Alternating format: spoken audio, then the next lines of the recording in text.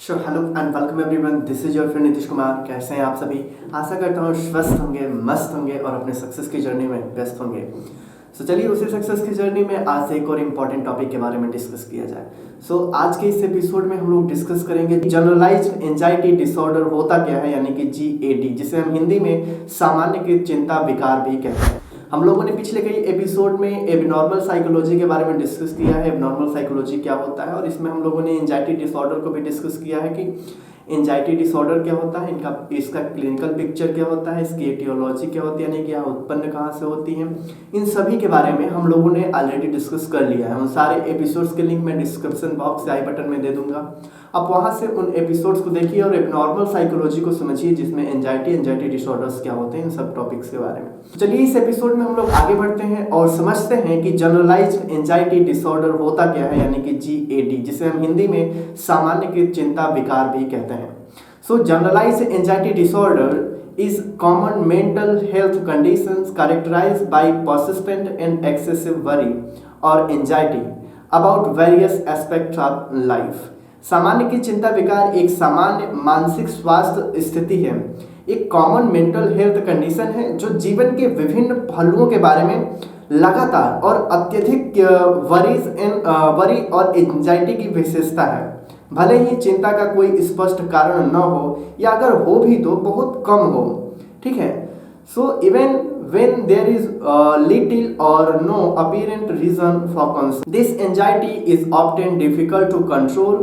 इस चिंता को नियंत्रित करना अक्सर मुश्किल होता है, बहुत कठिन होता है। अगर कोई व्यक्ति जनरलाइज्ड एंजाइटी डिसऑर्डर से पीड़ित होता है तो वो उसको इतनी आसानी से कंट्रोल नहीं कर सकता। देखने में तो यह एक तरीके से सिंपल लगती है, लेकिन इसको कंट्रोल करना उतना ही डिफिकल्ट होता है। And can interfere significantly with daily functioning. यह आपके मतलब कि रोज के कार्य को भी प्रभावित करती है, दैनिक कामकाज में महत्वपूर्ण रूप से हस्तक्षेप कर सकती है आपकी GAD यानी कि generalised anxiety disorder. GAD typically develop gradually and can affect both adults and children.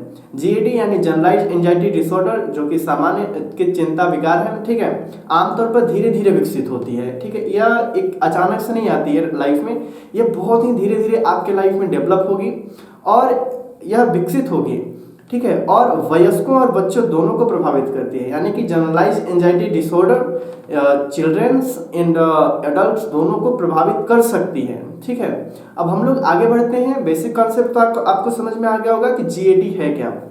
GAD का पूरा नाम जनरलाइज्ड एंजाइटी डिसऑर्डर है, ठीक है। इसमें एक व्यक्ति लगातार किसी भी वस्तु या विशेष स्थान या किसी घटना के बारे में सोचता रहता है और इसको आसानी से कंट्रोल नहीं किया जा सकता है, ठीक है। और यह जो है बच्चों के साथ साथ वयस्कों को भी प्रभावित कर सकती है।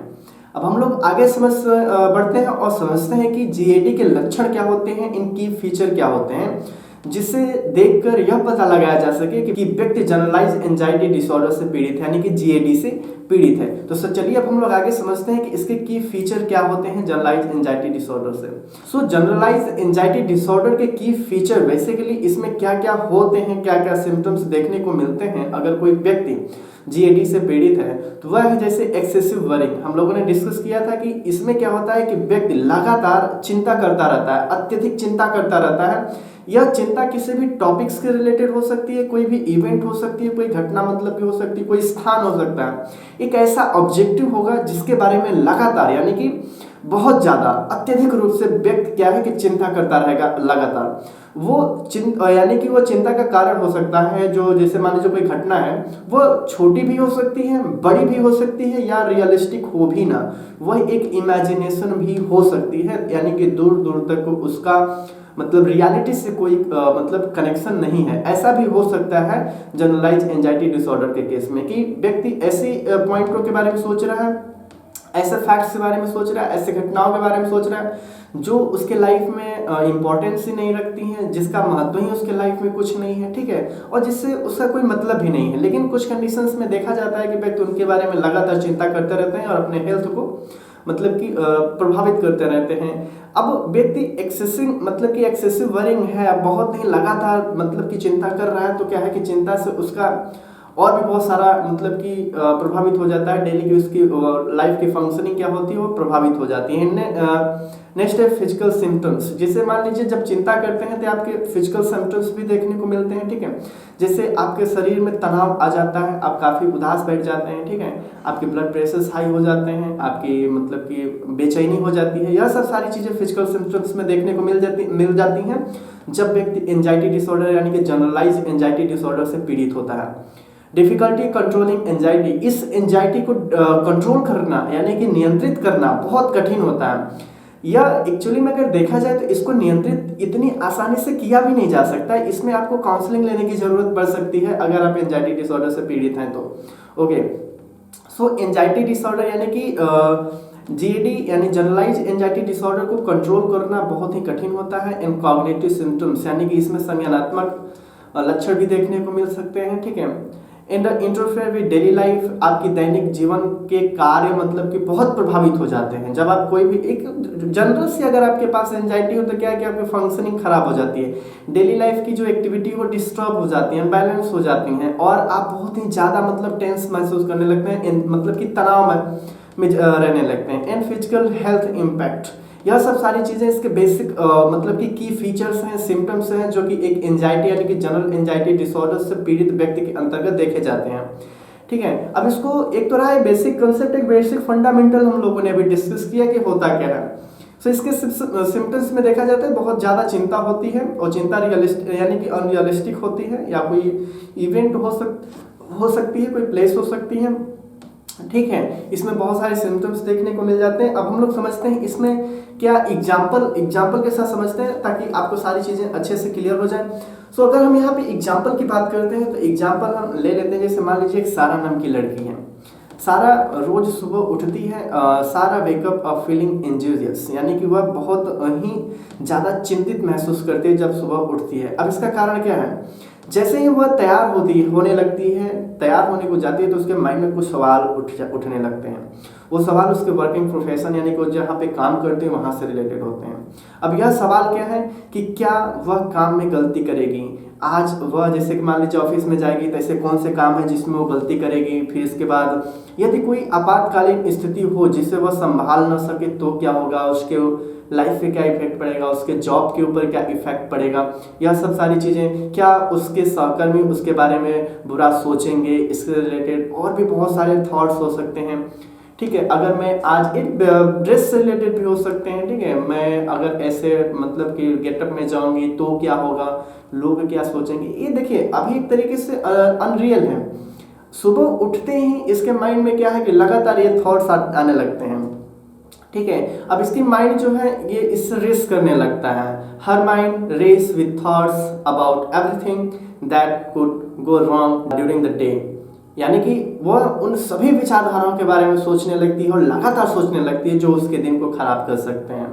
ये चिंताएं उसके दिमाग में घूमती रहती हैं, लगातार घूमती रहती हैं और यह कंट्रोल में नहीं आती हैं उसके। और ये चिंताएं मतलब कि हो जाती हैं क्या, यह सब सारे क्वेश्चन उसके लगातार माइंड में घूमते रहते हैं। और भी बहुत सारे क्वेश्चन होते हैं जो लगातार घूमते रहते हैं जो कि अनरियलिस्टिक होते हैं, ठीक है। इसमें क्या है कि एक तरीके से है इस सवालों का लगातार घूमना, एक तरीके से आप उससे बाहर नहीं निकल पा रहे हैं, आपकी इफिशिएंसी ब्रेक हो रही है, आप अच्छे से काम नहीं कर पा रहे हैं, आप अच्छे से खाना खाने बैठते हैं तो भी वो विचारधाराएं आपके माइंड में आ जाती हैं, आप डरे से रहते हैं, सहमे से रहते हैं।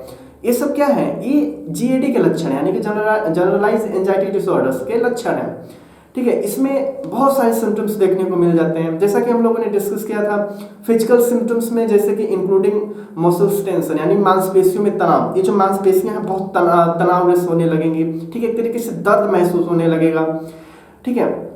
बेचैनी, रेस्टलेसनेस हो जाएगा आपके, यानी कि बेचैनी बहुत हो जाती है आपके अंदर। आप बेचैन कोई भी काम करने जाएंगे आपको उसमें मन ही नहीं लगता, सर भारी भारी सा लगने लगता है कि कोई भी काम करने से, यानी कि फिटीज, थकान बहुत ज़्यादा महसूस होता है, चिड़चिड़ापन मतलब आपके अंदर आ जाता है, नींद की गड़बड़ी, आप सोने जाते हैं तो आपको नींद भी नहीं लगती है, जैसे ही आप सोने जाते हैं वही थॉट्स आपके माइंड में फिर आने लगते हैं। ये एक कंसिस्टेंसी चलते चले जाते हैं, कंटिन्यूसली चलते चले जाते हैं और एक तरीके से देखा जाए तो आप एकदम फ्रस्ट्रेटेड हो जाते हैं। इस केस में भी देखा गया है कि फ्रस्ट्रेशन में मतलब आप इससे भी बुरा क्या हो सकता है कि ना ही आपकी मांसपेशियां सही रहेंगी, इसमें भी बहुत दर्द हो जाएगा, बेचैनी, घबराहट, थकान, चिड़चिड़ापन, नींद भी नहीं आएगी आपको, इतना ज़्यादा आप परेशान हो जाएंगे। किससे? उन थॉट्स को लेकर के जो कि अनरियलिस्टिक हैं और रियलिस्टिक भी हो सकती हैं, ठीक है। बीती भी बातें हो सकती हैं कि ऐसा मतलब कि हो गया, अब क्या होगा, या इस मतलब कि हो गया था, इससे हम इतना प्रभावित हो, तो उसी एक तरीके से कॉम्बिनेशन या कनेक्शन लेकर के आप फ्यूचर में सोचने लगेंगे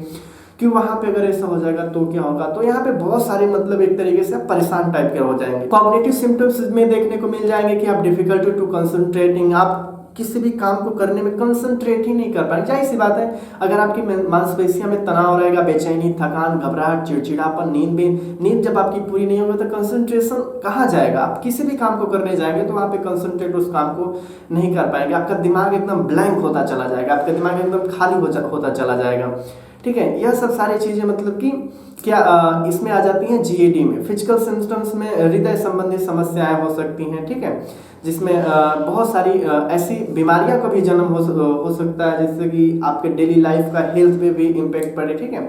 और अगर मान लीजिए फैमिली को लीड करते हैं, आपकी फैमिली में आप हेड हैं, तो भी आपको देख करके आपकी फैमिली भी काफ़ी डिस्टर्ब हो जाती हैं। तो ऐसे लक्षण मतलब कि देखने को मिल जाते हैं जीएडी के अंतर्गत, ठीक है। जीएडी बेसिकली एक तरीके से चिंता होता है, आप किसी भी अनरियलिस्टिक चीज़ों के बारे में सोचते रहते हैं, लगातार सोचते रहते हैं, आप एक तरीके से एज्यूम कर लेते हैं नेगेटिव चीज़ को कि ऐसा मेरे साथ एक गलत हो गया तो अगर गलत हो जाएगा। यह सब सारी चीज़ें क्या है, ये सब जीएडी के लक्षण होते हैं, ठीक है।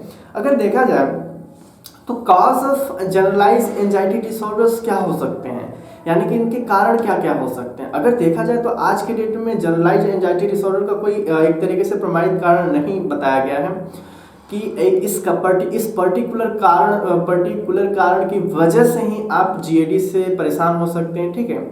लेकिन हाँ, इसमें मतलब क्या है, कॉम्बिनेशन ऑफ फैक्टर्स होते हैं, मतलब कि कॉम्बिनेशन ऑफ मतलब मॉडर्न फैक्टर्स होते हैं जो कि आपको इस पीड़ा से मतलब ग्रसित करने के लिए भूमिका निभाते हैं। जैसे जेनेटिक्स फैक्टर हो जाएगा, बायोलॉजिकल, इन्वायरमेंटल, यह सब सारी चीज़ें फैक्टर हो सकती हैं जो कि आपको पीड़ित करने में अपनी भूमिका निभा सकती हैं। The exact cause of GAD are not fully understood, but a combination of genetics, biological, environmental and psychological factors in believed to contribute.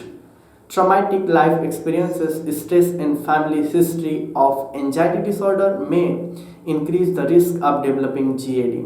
यानी कि GAD के सटीक कारणों की पूरी तरह से समझा नहीं गया है, लेकिन अनुवांशिक यानी कि जेनेटिक्स और जैविक यानी बायोलॉजिकल, इन्वायरमेंटल यानी पर्यावरणीय और मनोवैज्ञानिक कारकों का संयोजन इसमें योगदान देते हैं। दर्दनाक जीवन के अनुभव, तनाव और चिंता विकारों का पारिवारिक इतिहास जीएडी विकसित होने में जोखिम को बढ़ावा दे सकते। तो यह सब सारे फैक्टर्स हैं, यह सब सारे इसकी क्या मतलब कि एक तरीके से लक्षण हैं, सिम्टम्स देखने को मिलते हैं जीएडी के बारे में। अगर एग्जाम में आता है जीएडी क्या है, जीएडी को परिभाषित कीजिए, इसके कारण क्या होते हैं, तो आप इसको मतलब एक तरीके से कह सकते हैं जनरलाइज एंजाइटी डिसऑर्डर। एक तरीके से चिंता होता है जो किसी भी अनरियलिस्टिक थॉट्स से रिलेटेड के लगातार मतलब हमारे माइंड में चलता रहता है और हम उसको आसानी से नियंत्रित भी नहीं कर पाते हैं।